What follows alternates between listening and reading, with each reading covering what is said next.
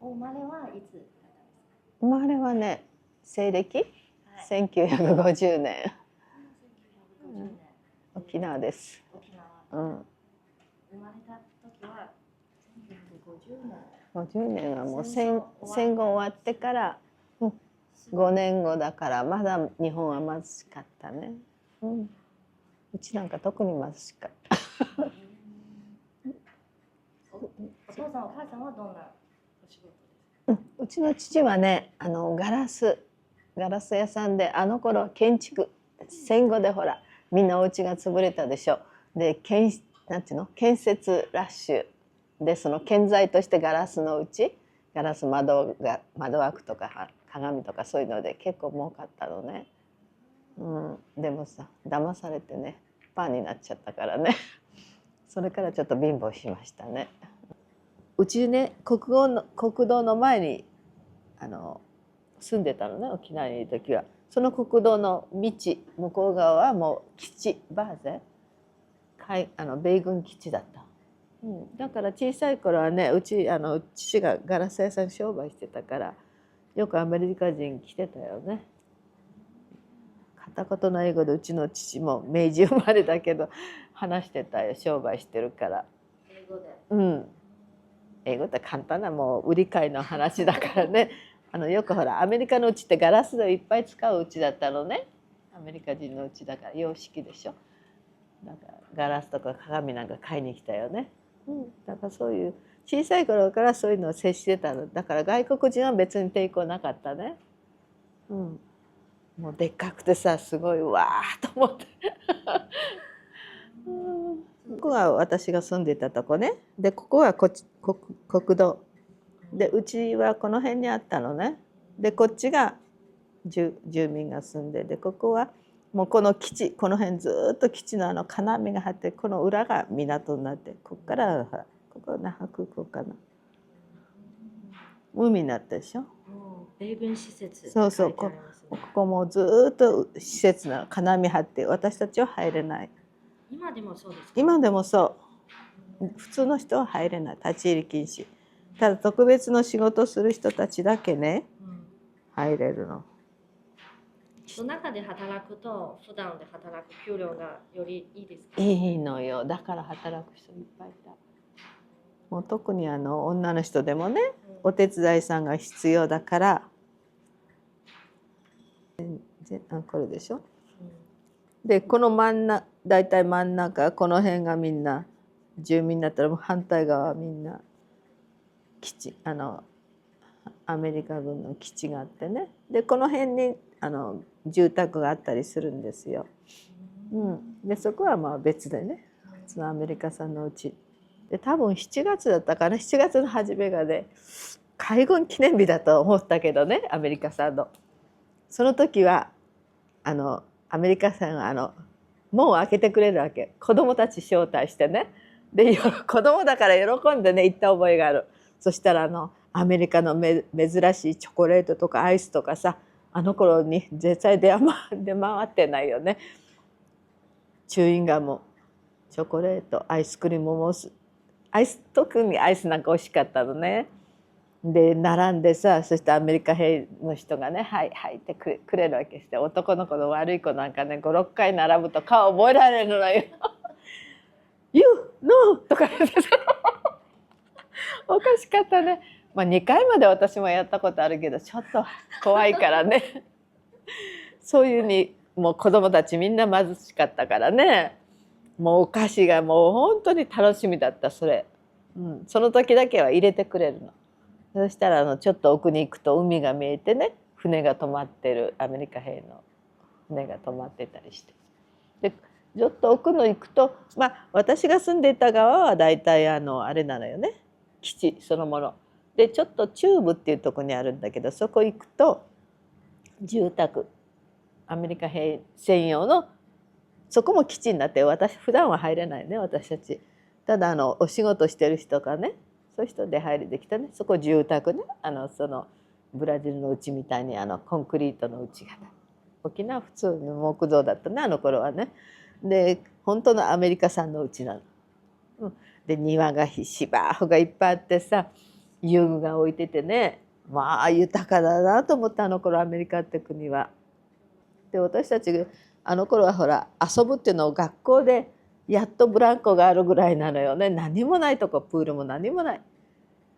であそこはもうプールはあってもなんちゅうの本当の住宅ね、遊具はあるしね、ブランコあってうわーと思ったよ、子供心に、そういう豊かな生活してました。でそこや私は親戚いないけど知ってる人のなんだ友達のお母さんとかお姉さんとかお手伝いとかね、ここでいうメイドさんとかいろいろ出入りしていろいろ話聞いたことあるけど、あまり詳しくは知らない。子供だからそういう興味はなかったね。ただ珍しい食べ物を持ってきてくれたらわーっと、あの頃ピポーからって珍しかったのね。そういうの珍しいものを食べたことある。チーズとかね。それ全部アメリカ産の。そうそう、アメリカ産。こうアメリカから来るからアメリカの品物何でもある。そういうお店もあったよね。だからもう子供心にうわアメリカって豊かな国だなと思ったね。そういうのがあったから東京にも行きたいと思った日本のねあれでしょ、首都だから。その時に東京のイメージは豊かなイメージあるんですか？豊かってやっぱり日本のねキャピタルだからね。要するにほら私たちが海外、例えばアメリカだったらニューヨークとかさ、ブラジルだか、あの頃は費用だったけどね、イメージがあるじゃない。フランスならパリとか、そういう憧れがあって、で東京に行けばもっとこうドリーム東京ドリームじゃないけどそれはあったから行ったのね。自分で稼いで自分で勉強して好きなことできるっていうのが多分そうだったのね。私の場合はね、ちょうど高校あたりだと集団就職って東京に仕事に行くっていうのが結構流行ったんです。まあ田舎からどっからでもそうですけどね、日本全国ね。で私も東京行きたくて、募集してまず特に会社探して行きました。一人だったけど、ちょうど日本が盛り上がる頃ね、豊かになりつつある頃だから人手が足りなくて地方からいろんな人を募集したのね。わざわざ募集に来てくれたので、面接して高校卒業前にね、で契約して大丈夫かってことで OK、 両親の OK もらって行った。多分みんなそうだと思うね。10人ぐらいいたかな、同級生が。中には学校が違う人いたけど一応沖縄から10人ぐらい行った、一緒に。で話聞いたら多分みんなもそう、東北とか北海道とかいろんなとこが来てるけど、みんな多分なんかのつてでやっぱりまだね18って言っても娘たちだもんね。だから一応許可をもらうって多分会社のお偉いさんが言ったと思うよ。私の前うちは社長が来てくれたね。そうなの。そうそうそう。契約って何年とか関係ないのね。ただ連れていくってことだけでね。で寮もあるし、もうあとはもう心配ないわけね。寮であるから住むとこもあるし、食事も出して、ちょっと払いますけどね。だからそういう生活をしました。その頃はねまだパスポートが必要だったの、私たち。アメリカの当時家だったから。私が東京出た時はまだパスポートで行った。どんなパスポートを持ってました？アメリカのパスポート。でお金もねドルだったの。米ドル。だから東京に行ったら全て違うわけ。円でしょ。最初東京に着いた時に、なんか印象的なことがありましたか？そうね、とにかく大きい。人がいっぱい。あの頃から東京人がいっぱいいたのよね。だって沖縄の田舎でしょ。町は町だったけど、私町育ちだけど、なんかスケールが違ってみたね。電車は走って、沖縄電車ないのよね。で電車は走ってるし、もう人がもうすごい人だらけね。まずそれに驚いた。そうかといえば本当に実際に東京に住んでる人ってのは少ないのよね。というのは全国から集まってくるから。だからすごかったですね。そういう意味ですごい。とにかく見るものがみんな全てなんていうの、目新しいもの、私にとってはね。だからもうほんと珍しくてね。もう商店街も珍しいし、もうファッションがちょっと違ったのね。どんな風に違う？っていうのはほら私たちはやっぱりちょっと沖縄って離れてるから東京からでなんとなくなんていうかな、東京のやっぱハイカラって感じがなんていうのおしゃれ、それなんかすごい憧れた若いから着こなしとかね、身だしなみ。どんな風なものを着てましたか？そうね、あの時はね60、そう60から70年前ちょっと前ね、結構ねあの頃はねちょっと洋服まだあるんだけどそういうのなんていうのヒールだってこんな分厚いのね、上げ底のね、すごいよ。この間ジャパンハウス行ったらそういうファッションの写真がありましたね。なんせとにかくきらびやかに見えたの。それがまず憧れ。その会社はどこにあったんですか？会社はね東京の葛飾っていうところでね、ちょっと田舎の方なのよ。東京の上の方でね、もう隣が千葉で埼玉で、そういうとこ田舎でしたけどね。私の時はね文房具だったのね、初めての会社がなんだエストージョとかね、あの頃はねすごく流行ったんですよ。ビニールでなんだっけ、カバンとかお習字セットとか、要するにそのビニールで作ったねストージョとか、そういうの文房具屋さん、文房具の会社だ。だからもう人手が足りないからね、本当にもう100人ぐらいで、そんな大きくない会社ですけど100人ぐらいでね、小さい会社だけど結構楽しかったですよ。初めてだからうちから離れてでそこで作るんですか？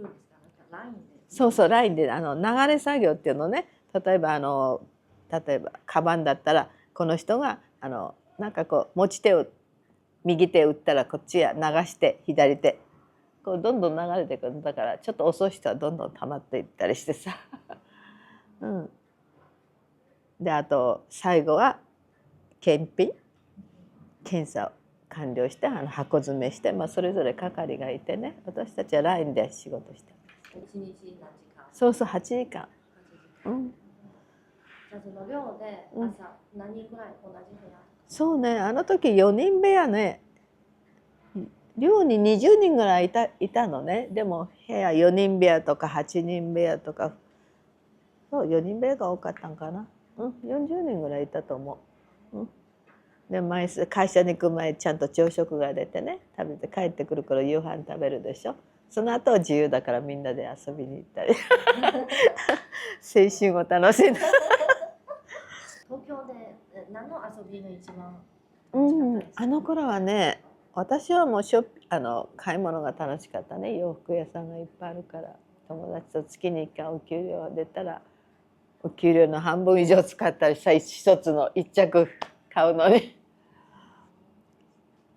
そうね、そのぐらいだね。あと喫茶店がすごく流行ったのね、あの頃。お茶飲むとこそこに行ったり、そのぐらいよね。特別に遊んだってそんなことないけどね、友達とワイワイ行ってんのが楽しかったね。今までほら一人であれだったから、でも楽しかったよ。じゃあ同じ寮も沖縄の人ですか？沖縄の人が4人ぐらい一緒だった。でも部屋は別、ただ同じ寮でなるべく一緒にしないようにしてたの、会社で。っていうのはほら交流ができるでしょ。で私東北の人が多かったね。栃木とか東北、秋田、山形、だからズーズー弁覚えたりさみんな同じ年頃。そうみんな同じ18、19。一緒に誕生日やるね、大体時期が一緒だから。でそこで私4年ぐらい頑張って働いて。でもなんかせっかく東京来たから、私ね小さい頃から夢があったの。幼稚園の先生になりたくて。で探してたらちょうどその頃子供が多い時期だって、東京都でねほぼ養成所っていうのを学校を作ったの。ここの専門学校みたいなので、でそこたまたま試験を受けたら受かったからね、3年間タダで勉強させてもらって、都立だから東京都の要するにそう政府都のね、東京都のお金だからね、先生たちは都からお金をもらうんでしょ。私たちはただ一切ただで、でそこで資格もらって、働きながら資格もらって、そうしてるうちにブラジル来る話が来た。でその働いてた幼稚園にその彼の甥っ子かな、甥っ子だね、ソブリーニョだから来てて、その父兄であるお姉さんね、うちの主人のお姉さんが「純子さんね、うちの弟は海外に行ってもういろんなこと素晴らしいこと言うわけ。海外行って語学ができて、でもねお嫁さん欲しいんだけどそのチャンスがなくてね、純子さんどうですか?」って言ったら、ね、先輩に話したら「ああぐらいならいいでしょ」と思ったらあったの。でそのままもうブラジル行ったからああと思ってさほっといたら1年後に戻ってきてさ、本当に結婚するって言うわけね。焦ったけど。そしたらもう「あそう」なんて、まあ一応ね納得して、もうブラジルのこと何にも分かんなかったね、あの時ね。友達が「あなた大丈夫?」なんか言われたけどさ、うちの両親がもうね「早く帰ってこい帰ってこい」としね、こっちは仕事はしたいわけ、東京でね、もっとね。いやどうしようって悩んだけどね、まあ友達がいいかってことで、もう私もあの時25、6だった、25か6、あの頃みんな早かったの、私の頃23か4ではみんな片付いて、もう25過ぎたらもう危ないって感じでね、一生結婚できないです、そんな雰囲気だった。考えてね、そしたら友達は「いいじゃない、海外行くのもいいじゃない」ってことで、納得して丸められて、一応結婚式したの。急に決まったからね、1週間でもう全てやっちゃったからね、式だけ会費制でやってくれて、彼はもう次の日はもう飛行機乗ったからね。じゃあ結婚の手続きはまあやって、手続きは私一人でやったのよ。日本は役所に行けばいいんだから、だからそうそうそう、その役所に行くまで1ヶ月ぐらいかかったけどね考えて、そうそう届け出たらそこの本籍に入るんだけど、彼は一回戻って彼はもう日本のうるさいから逃げたくて来たの、ブラジルに仕事見つけて。ご主人は何年生まれですか？ちょっと待って、3つ上だから47年。彼も戦後、戦争終わってから生まれてるから、もう今ちょうど日本の人口で一番多い団塊の世代っていうの。彼はどこの出身ですか？神奈川。東京から近いんで2時間ぐらいで行けるとこ。じゃあもう自分だけでブラジルに来た。そうそうそう。兄弟とか家族も全然いない、こっちはいない。普通の学校じゃなくてね、電気、本当に高圧とかいろんな仕事ができる学校があるのね。そこへ出てブラジル行きたいからってそこ卒業してきてるの。電気関係の仕事を自分で見つけて、で工業移住だから、それでJICA を通してそこにあるよってことで来たのね。だから私も工業移住の家族呼び寄せっていう形で JICA にお世話になってきたのね。その時は良かったのね。そうそう、荷物とか一切やってくれた。JICA はいいんだってね、いろいろの荷物でも自由に持たせてくれる。そういう意味で恵まれてる。彼がその時に話したブラジルのイメージはどんな感じですか？イメージなんかすごいよ、もうブラジルはね、外国の品物がいっぱいあってね、カウサードはね綺麗でね、モヨモあたりは少し綺麗でしたよね。で外国の香水とか化粧品もいっぱい売ってるっていう話。実際に売ってますよ。こっちが買えなかっただけでさ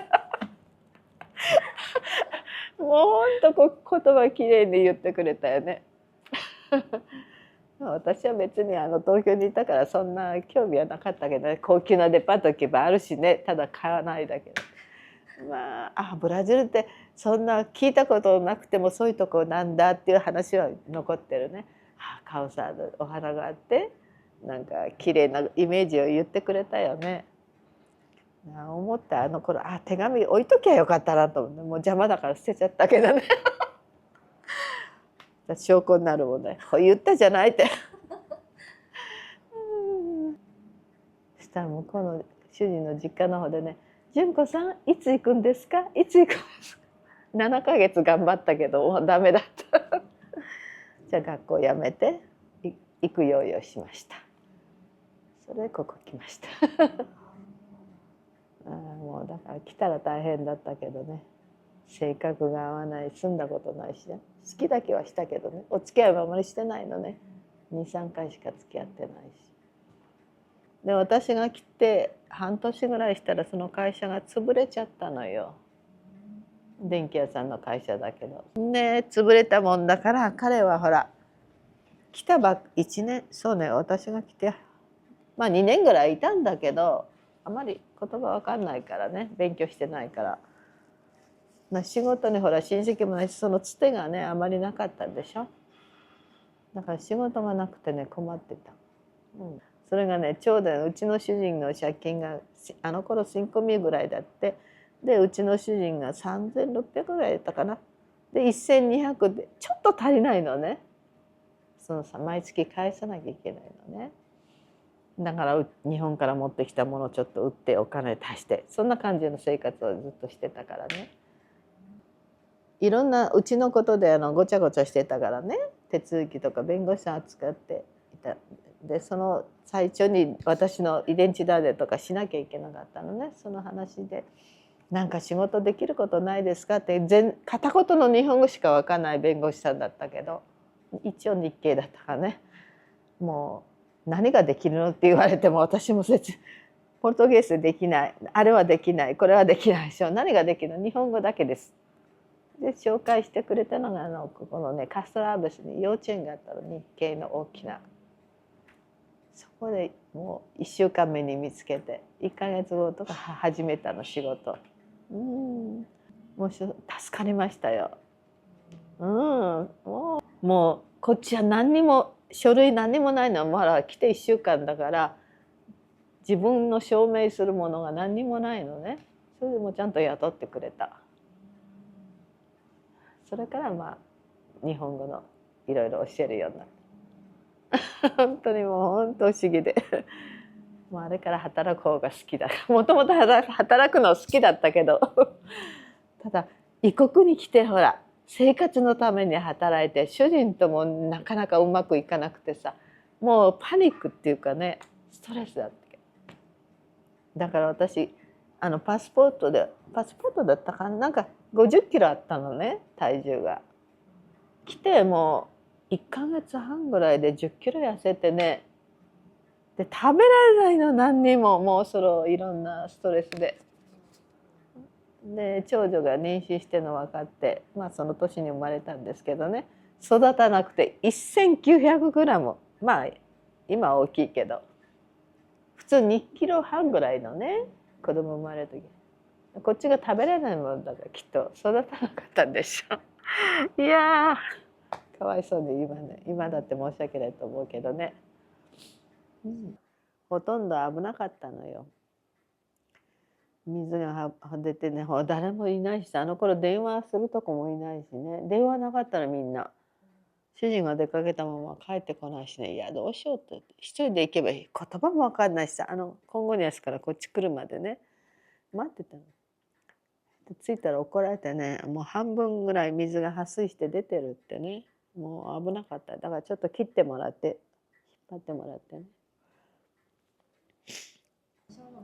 最初の子でしょ、初めての子だからもうこれ死なしちゃいけんと思ったけどね、1900病院で見せてもらったらこんなちっちゃいのに行くのか、多分2キロもないね。ちっちゃいのによく出なかったねって言われた後でみんな3キロでもちゃんと出てくるのに2キロ足らずの子がもうそれでもね母乳は与えられなかったね。こっちが痩せ細って、で保育器に入れてくれたのね、2500まで。そしたら見たらね、もうそっから目を閉じて、鼻からなんかほら栄養素、そうなんていうのあれ、リンゲルで、いやあれ見たら、いやなんか涙が出た、それだけで。2週間お世話になった。ああ本当。まあでも今一番丈夫よ、確か。もう食べられない、だから辛いな。もう私も体もメンタルも全てもうどん底だったね、あの時。誰もいないでしょ、親戚もいないしさ、耐えるの人を耐えられなくてさ。そんな、まあ大変、あの思いは嫌だったね、なんか。後からもう普通分娩でね、楽でしたけど、最初だけでもう全て初めてだもんね。異国出て外国出て出産も初めて、もう主人と生活するのも初めてだし、仕事も初めてだし。そうね。しかも来て間もなくですね。そう同じ年で。1月か1ヶ月後から仕事を始めた。見つけたの1週間後だけどね、到泊してから。もう大変でしたよ、もう本当。よくこういう時来たなって本当に正直思いましたよ。東京でさ、華やかなとこから急にこういう時来て、街の真ん中ですよ、コンゴニアスの方に住む。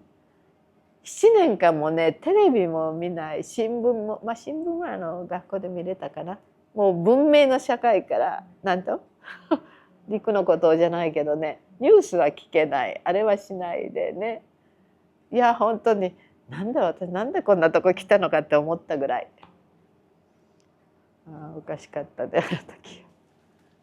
自分で選んできたんだからと思ってね、頑張ってきたけど。だから一緒に来た人たちはもうほとんど帰っちゃったよね、私たちと来て。一緒に来た。何年だったんですか？77年よ。77年。っていうのも、ここはブラジルはメトロができてね、その時はまだよかったの。80年近くなったらもうハイパーインフレですごかったのね。もう毎日のように値段が変わっていってね、大変でしたけど、まだうちの主人が来た時は多分一番良かったのよ、ブラジル来て。で1年で帰ってこれたんだもんね。で日本立つ時は細かったら帰って1年後にはもうこのビールパラになってから豊かに。そう豊かだったしだからそのぐらい生活、まあそのぐらいで一番経済的に大変な思いしたのはね、あとはもう自分で働いてきたから、もう自由に少し、そんな使えないけど多少もう講座も仕事したから、学校でちゃんと講座も作ってくれたから、あれからもお金は別だから自由にやってます。10年ぐらいね、誰もほら子供置けないから、私うちでも全て、そうじゃないとお手伝い使う余裕もないもんね。でまたイデボータして子供の学校の時間といろいろあったからね。だからその子は休んだけど、もう一番下の子が10歳かな、今オランダにいる子なんですけどね、その子が10歳になったらママで、あの頃もあまり豊かじゃないからね、ママどうして仕事しないのって、だってよそのお母さんたちはね、もうすごいお金もらって働いてる、でお手伝いさんで使ってやってるのね、そんな人。私は一人でアクセスしてうちでバタバタやってるのね。資格があるんだからどっか仕事したらいいんじゃない。そうね、もうそろそろいいかなと思って始めて、まだ戻ったの、そこの学校へ。で今度は日本語を専門に教えることにした。それから戻った時からもうずっと続けてます。でもその働いてる時に法律が変わって、日本語何を教えるにしても教員の免許が必要だった。私ブラジルの教員免許持ってなかったからね、で園長先生が「もう勉強しな勉強しないだもう日本それどころじゃない」って言ったんだけど、受かったらね、たまたま試験受けたら受かっちゃったね。よかったです。そこの FAV ので、そこの教育学部で勉強しました。だよね。であれから何も言えなくて、そういうことがあったから無理して受けたんですよ。であの頃は娘たちも2人とも大学生でさ、でもそれどころじゃないと思ったけど、で私なんかパルチクラーだからお金払わなきゃいけないね。働いてるのがそっくりそこの芸者になるから生活費が大変でしたよね。でも卒業したから一応資格は持ってます、教員免許、ブラジルの。それと笑ったの、学校生活もおかしかったね。あの頃もね53でしたからね私。夜さ働いた後に行くからもうね寝てたばっかりだ。3年間ほとんど寝てた。通学だからね。いろいろ手があったんだけどそれは私分かんないからもう通ったのよ。近かったしね、歩いて行けたし。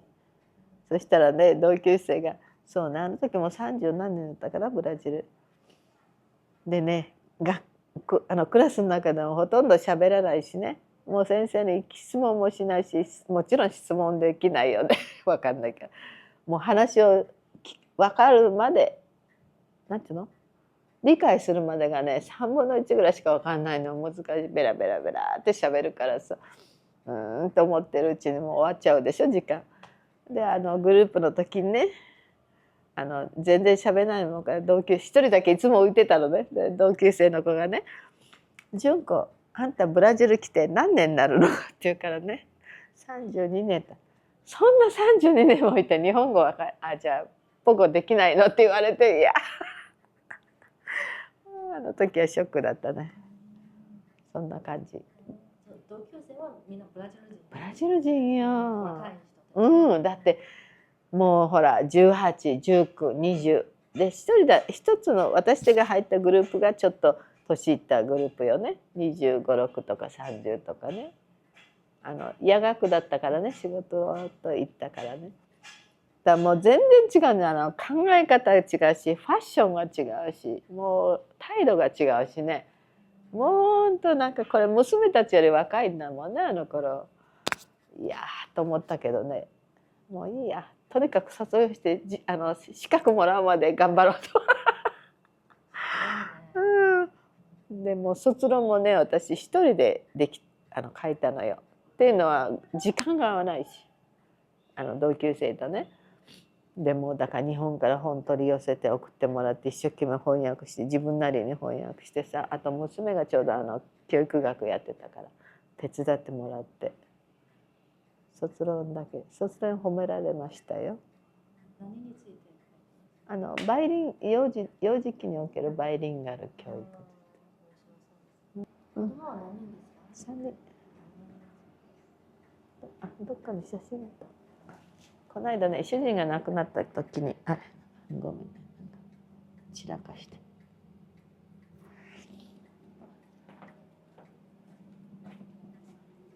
我が家は女系だから。女系。女の子。この子は長女ね、今東京にいます。東京にいます。でこの子が今アムステルダムに。で今この人はブラジル。この人はお母さん。で2人孫。この子は今私と一緒に住んでる。日本語？いや長女だけ日本語の1級持ってるのは。もうあと2人はもう日本語全然ダメ。お母さん日本語の先生なのに日本語嫌がられて小さい時にあんまり日本って言い過ぎたと思ってる。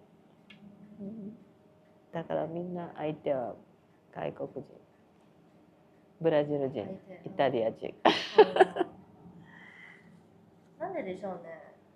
やっぱり日本文化を押し付けたのかな。うちの主人が特にそうだったからね。どんな風に？例えばうちはもう小さい頃から日本食でしょ。うちの長女は18で初めて東京行った時に友達のうちでフェジュアーダ食べた、フェジョン食べた。そんな感じ。初めて。うちはもうずっと日本食だったのね。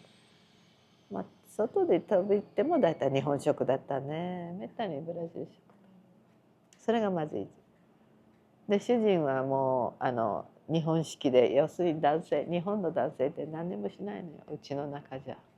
もう外で働いたのもうちはもうこんな感じであともうね、女の人は外で働いてもうちで一生懸命働かなきゃいけないの、そんな雰囲気だったから、きっとそういうのが嫌だったのかなって思うんだけど。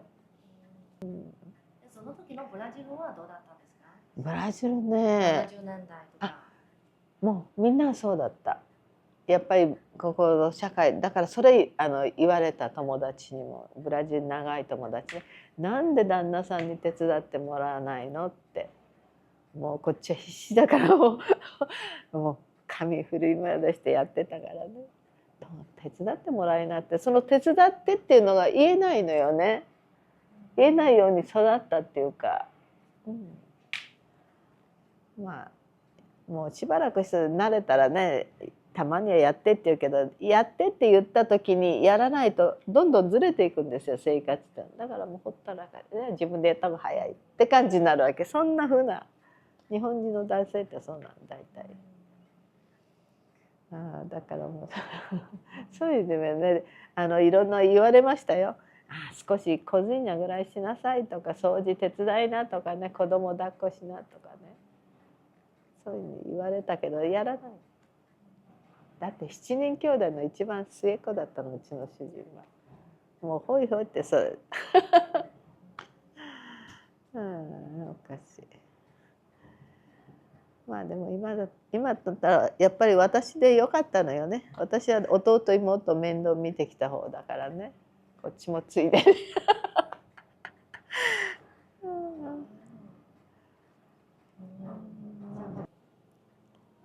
まあ私たちはそういうふうに育ってきたから、別に苦痛はな感じはあったけど、別に当たり前だと思ってるからね。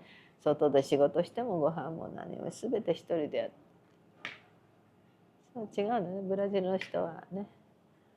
もう奥様は本当にもうね、きれいにしてもうそんなでしょ。旦那さんがみんなね、買い物やらフェーラーを子供の送り迎えみんなやるじゃない。多分そうかななんて今思ってんだけどね。だからもうついでに日本語ももう習いなさいって言っても半年ぐらい帰ったことあるのね。でもほら日本学校。でもそうするとほら日本学校朝早く起こされて行って帰ってきてまたブラジルの学校、そういうの大変だったのきっとね。やめちゃったから、じゃあもう好きにしたらいい。日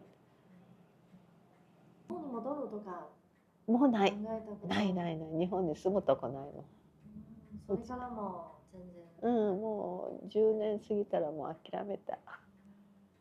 もう住めない、うちがないもんね。ここはうちがあるしね。もう向こう親戚のうちだって、私行ってもあまり泊まるの嫌いだから泊まらない。もう安くても無理してホテル泊まってる。ね、すごいね、その沖縄からね、東京でまた。そうだんだん遠くなってさ、もうだから本当両親に申し訳ないなと思ってんね、私。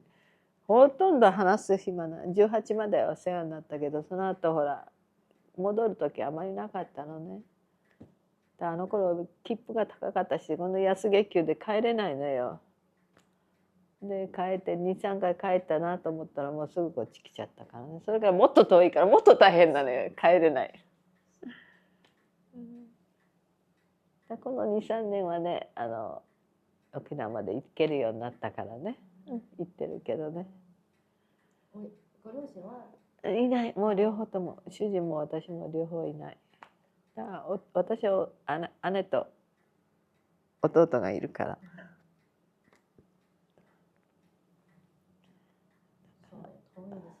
遠いよ。さらにね、東京から2時間3時間。だから申し訳ないと思って、もうもっと遠くなったから。だからね、子供小さい時に連れて行って2回行ったかな、うちの子。3回沖縄までもう喜んでね。で沖縄行った後ね、今度はなんだ雪が見たいって言うから、どっかにあるよ、面白いね。沖縄行った後もう暑い海のとこでね、どこ行ったこの辺、あ、これかな。うん。あれ、沖縄の写真ない。どこ行ったの？海の写真があったんだけど。で、この後同じ月1月に行ったから、ちょうど沖縄で暑くてね。で、山形行ったの、わざわざ。雪が見たいって言うから。うん、この時初めて雪見た。3人連れて行って。4人だけ4人私と。うん、主人がほっといて。あ、これだ、沖縄のほら。沖縄の海。うん。綺麗でしょ。うん。夏から冬。95年。95年、そうそう。ちょうどよかった頃も両親がその次の日亡くなったから。あ、両親じゃないよ。うちの父。ちょうどいい時行ったと思ってね。もう無理して、もう何でも無理して行っての借金して。だってあの頃切符高かったんよ。今なんかね$2000もしないけど、あの頃は2700ぐらいした。4人って高いですね。高いよ。もう本当今だったら安いの1500ぐらいね。この間行ったのアメリカ経由で。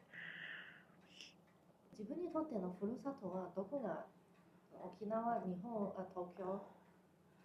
私ね、どっちかといえば東京がふるさとのような気がするのよ。向こうで働いて勉強して、沖縄は住んでてもちろん勉強したけど、ほら親の元でもうどっちかといえば弟妹の面倒を見て、学校のほかはね、なんか自由がないっていうか、まあ自由もできなかったけど、だから本当に自由になったのは東京だからね。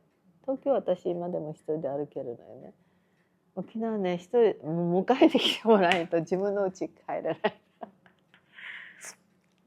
そんな感じだから、本当のふるさとは自分が苦労した分東京かなと思うのね。生まれた時は沖縄だけどね、まあ思い出はたくさんどこにもあるんだけど、どっちかといえば東京かな。一番の自分の大人のそうそうそう、そうそう、青春を謳歌したっていうのだから思い出深いとこです。ブラジルはもう結婚したからね。結婚したから来たからね。まあ半分は苦労して半分は今楽しんでる。